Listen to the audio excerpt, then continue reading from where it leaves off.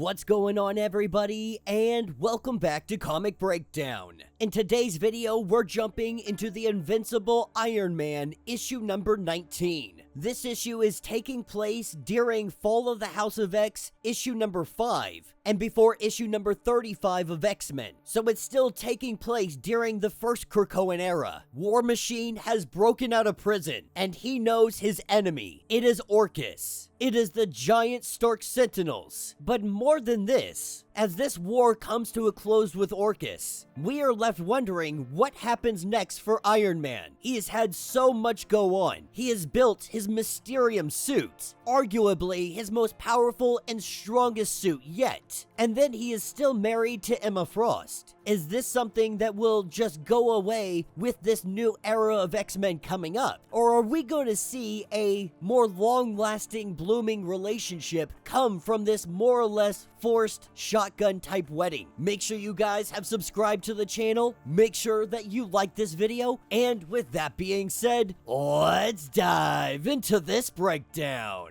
Alright gang, so as we dive into this issue, we pick up at Once Upon a Time at a bar with no name. Orcus is running rampant in the streets, and War Machine has come to the bar to recruit. Right now, outside, the sky is falling, and if Orcus wins, after the mutants are taken care of, they're gonna be coming for everybody in this bar. Everybody like you. He's letting them know that he's got a weapons cache, one that he never intended to use unless it was a rainy day. He is offering all of them some weapons, an opportunity to fight back against Orcus. And by his side, he has Sandman and the Living Laser to vouch for him. That's all everybody in this bar needed to say that they're on board. This is where we see them storming into the streets. The weapons that he had spent the Stark fortune on to keep off the streets, Rhodey distributed all of them to the very criminals Tony was trying to hide them from. But in this day and age, with what's going on right this moment, that's the right idea. Better the devils you know, as Tony's father would say. And we see these unlikely heroes charge the Orcus Sentinels. One by one, the team is taking them down.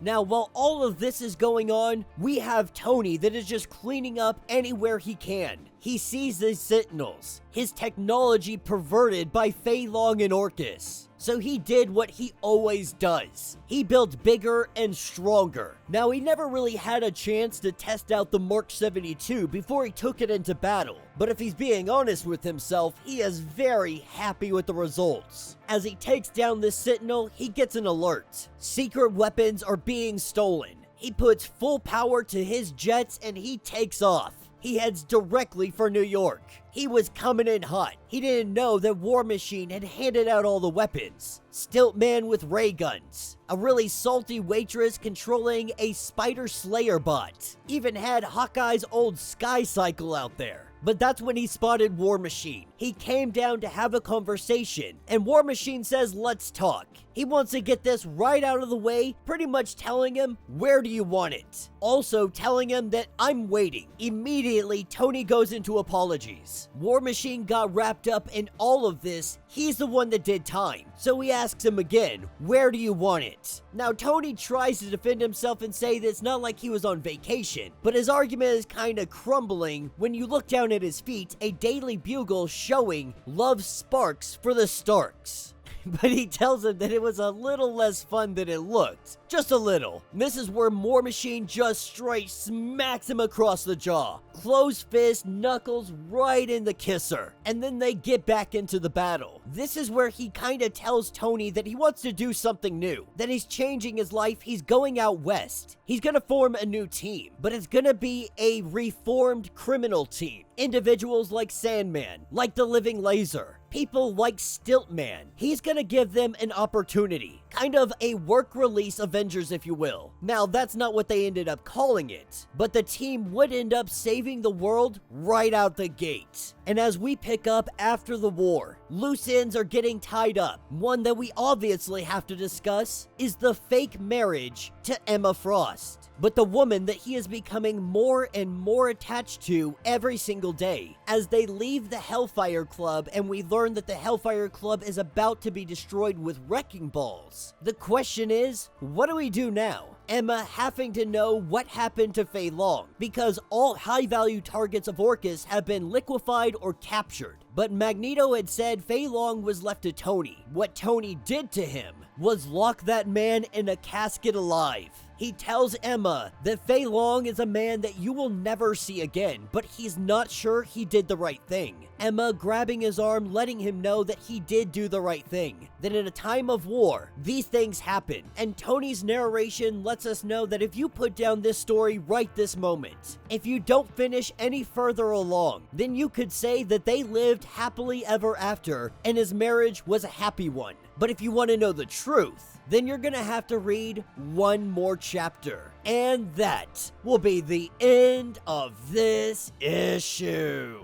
So let me know what you guys think down in the comments. Alright, so not a bad issue. This one really is just closing out those loose ends. Everything that happened with War Machine, seeing him out of prison, he's headed west, he's starting his own thing, he's got his own Avengers team. Really an opportunity to reform individuals and give them another chance in life than the cycle of going into jail, coming out, and going back. We get to see the fate of Feilong. Though he's locked in a casket, this does mean that there is a chance he is still alive. You gotta remember, he altered his body. He is essentially a mutant his freaking self at this point. And so who knows what he can actually live through. But he has been locked away, at least for the time being. If someone wants to use him later on, he's gonna be sitting there waiting. And when it comes to the fate of the marriage between Tony Stark and Emma Frost, we are left waiting until next issue. Now, it does seem that they are very familiar.